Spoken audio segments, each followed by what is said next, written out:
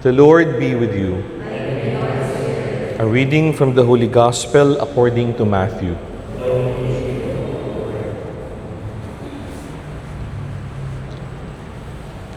Jesus said, "Come to me, all you who labor and are burdened, and I will give you rest.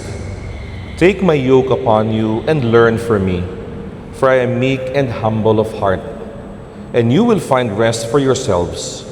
For my yoke is easy and my burden light." Brothers and sisters, the Gospel of the Lord.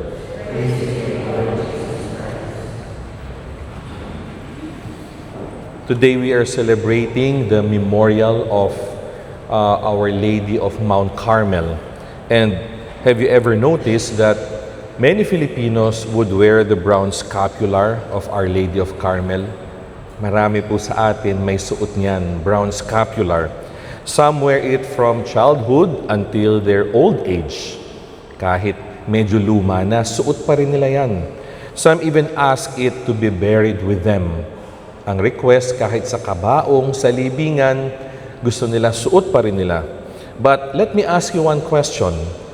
What is more important, wearing the scapular or living what the scapular means?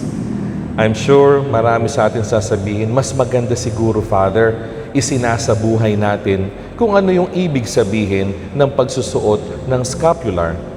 Remember that the scapular is not a lucky charm, hindi pampaswerte. A scapular is not an anting-anting. It is not a magic necklace that automatically guarantees heaven. Minsan yan po yung misconception natin. I will wear a scapular at siguradong langit ako mapapasok. Ganun lang ho ba yun? Na para kang bumili ng ticket at pag may ticket ka, sigurado ka makapapasok sa sinihan? And rather, a scapular is a reminder that we belong to Mary and that we want to imitate her life. Sa mga nagsusuot po ng scapular, tatandaan po natin that we belong to Mary and that our life should be patterned to the life of Mary. And our gospel reading beautifully connects with that image. Jesus says in the gospel, "Come to me, all you who labor and are burdened, and I will give you rest." Notice something about Mary.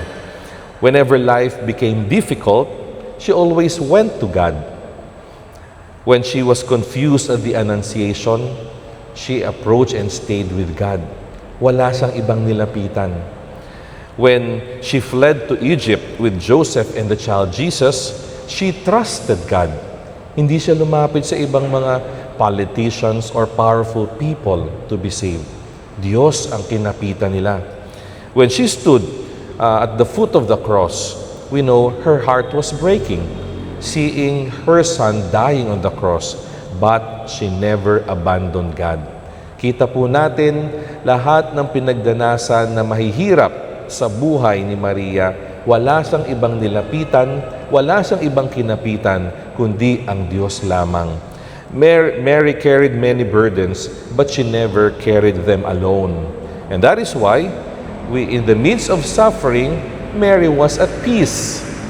Di ba? Yan ang karanasan natin. Ang taong marunong sumandal at magtiwala sa Diyos, kahit gaanong kalaki ang problema sa mundo, merong kapayapaang nararamdaman. And I believe, my dear friends, many of us carry heavy burdens today. Kanino po tayo lumalapit? Kanino po tayo nagtitiwala? Some are worried about our unpaid bills. Maraming kailangang bayarin. Some are taking care of their sick parents. Some are working abroad and missing their families. Some are even smiling outside but silently carry loneliness, anxiety, depression, and grief.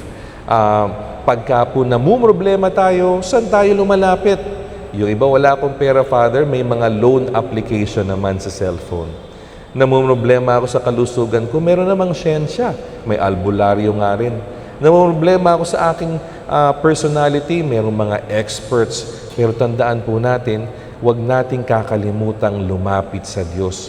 They are good in helping us, but the ultimate healing, ultimate source of protection and guarantee and strength would come from God.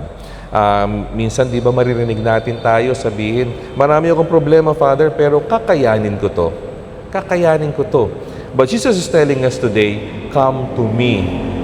Not carry it by yourself, not pretend that you're okay, but come to me. Kapag nahihirapan, kapag nabibigatan, lumapit sa akin. And the brown scapular reminds us of this. Ito yung pinapaalala sa atin. It's like Mary whispering to us every day, when life becomes heavy, don't run away from Jesus. Run toward Him. Pinapaalala ng brown scapular, binubulungan tayo ni Maria. Kapag ka ang bigat ng dinadala, pasanin sa buhay, huwag tayong lumayo sa Diyos. Lumapit tayo sa Kanya. And if we wear the scapular but we never pray, we are not imitating Mary. If we wear it but we never go to Mass, we are missing the point. If we wear the scapular but we refuse to forgive, we are closing our hearts. And then we are wearing the cloth, we are wearing the scapular but missing its message. Yun po yung problema. Ginagawa lamang decoration, ginagawa lamang anting-anting, pero ayaw isabuhay ang mensahe. And wearing a scapular is like allowing Mary to lead us to her Son, our Lord Jesus. Dapat pagkasuot ang scapular, kapag may devotion sa Mount Carmel, dapat tinutulad si Maria, ituturo ang mga tao palapit sa Diyos. Remember the instance of wedding at Cana? Di ba? Naubusan sila ng wine. Nagwo-worry na yung mga kamag-anak nung ikinasal. Ano sabi ni Maria? Simple lang. Do whatever He tells you. Mary was like saying, approach my Son. Approach Jesus. Listen to Him. And do whatever He tells you. And so, my dear brothers and sisters, let us listen to those words. Later on po, I will be blessing some scapulars. And those who are interested may fall in line after the Mass. And once you get it, once you take hold of it, wear it before you leave the church. And you ask yourself, as you go out of the church, you ask yourself, am I only wearing Mary's scapular? Or am I also wearing Mary's trust in God? Bit-bit nyo ho ba at suot yung lang scapular? O ang bit-bit at suot nyo pagtitiwala sa Diyos tulad ng pagtitiwala ni Maria? And whenever you wear a scapular or not, whether you wear it or not, bring one burden to Jesus today. In your prayer, in this Eucharist, before the Blessed Sacrament, or even inside the quiet corner of your room before sleeping, itaas natin sa Diyos yung bigat na dinadala natin ngayon.